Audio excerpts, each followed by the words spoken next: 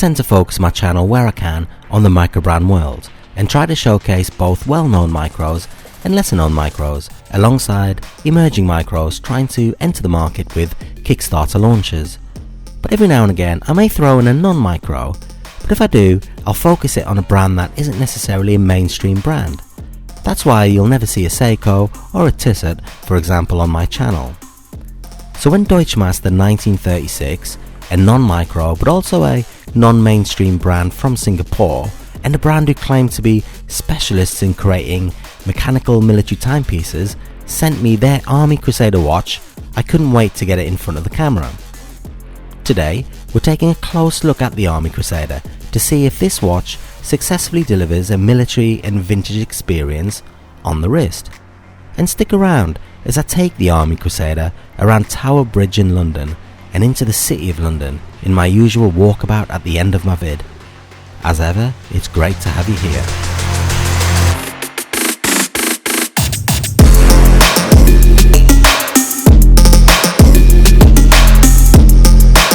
But before we do anything else, here's the watch's spec in 90 seconds.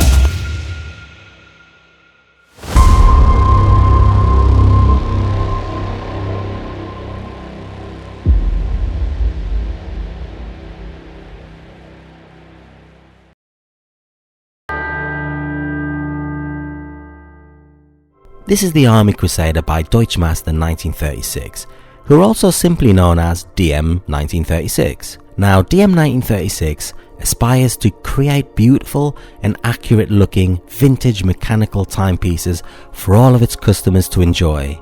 And they also state that they are appalled by war and conflict of all forms, past or present, and certainly does not support war or aggression in any form, adding that DM1936 current collections of military watches are created with the intention of presenting accurate looking vintage style military timepieces.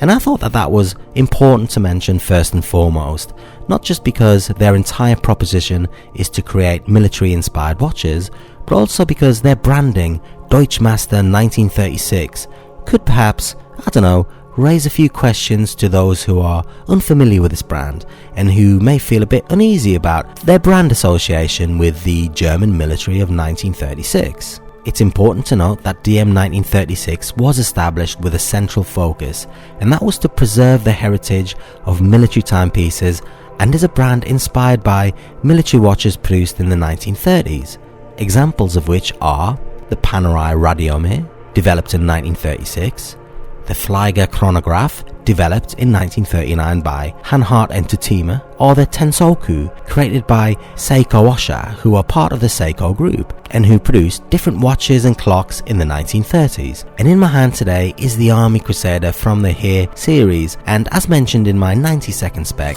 the Army Crusader comes in at 11.2mm thick, without the crystal, 42mm in diameter, 50mm lug to lug, and 22mm at the lug, with a calf leather strap tapering down ever so slightly to 21mm at the signed tang buckle. On my 7.5-inch wrist, it does wear very nicely. It's very comfortable, and those kind of dimensions lend themselves nicely to my wrist size. It's clear to see that this Army Crusader looks like a close relation to the Panerai Radiomir, with that very distinct case and matte brown dial. However, the Army Crusader sports these Mercedes hands, noting the hour hand and its three-pointed star, otherwise known as the Rising Star, which symbolises land, sea and air. Now curiously, it has absolutely nothing to do with the Mercedes brand, but interestingly, it's there purely for functionality purposes. The Rising Star holds lume and provides visibility of the hour hand when it's overlapped by the minute hand. The dial sports sub-seconds underneath this rather large technical statement of 100 meter water resistance in red, and the wording mechanical manual wind in white, with the sub-seconds numbers in denominations of 10 contained within this double track circle. For me, giving that bottom half of the dialer a very busy feel compared to the fairly spacious upper part of that dial. It has circular hour markers with an inverted triangle at the 12 o'clock, giving this watch a bit of a diver's feel to it too. Those hand and hour markers are loomed. Now, their website doesn't state what lume is used, but after chatting with the brand owner, he said, and I quote, "Luminova," and all that is contained underneath a mineral crystal. The bezel, made from 316L stainless steel and brushed, sports the DM1936 brand name engraved across the top, with the military army edition wording from 2 o'clock to 10 o'clock, again adding more so to a busy feel to the watch. The case itself is also 316L stainless steel, polished, and curves nicely down to the lugs too, bearing in mind the 50mm lug-to-lug feel, and it's worth noting that the crown is a push-pull crown. But for me, kind of the star of the show is the exhibition caseback. Again, mineral crystal, showcasing this hand-winding caliber, 17 joules, 48 hours power reserve, 18,000 beats per hour, which is decorated very nicely, I must say. And when I say the star of the show, I don't mean the caliber itself.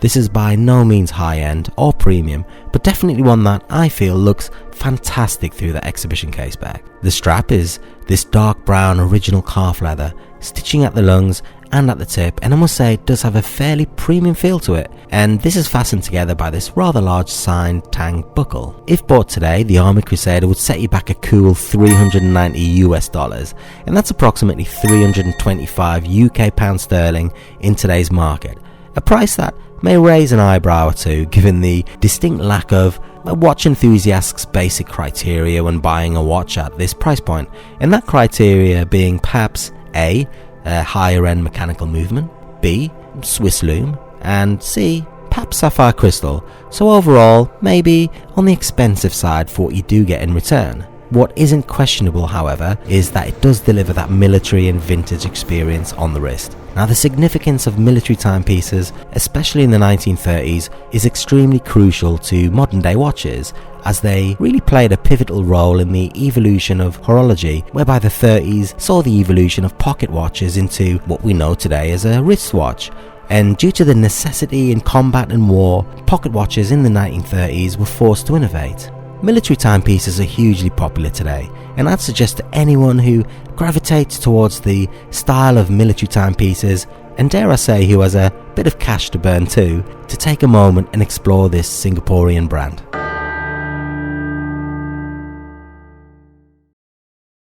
Good morning, DM1936 Army Crusader. See you later.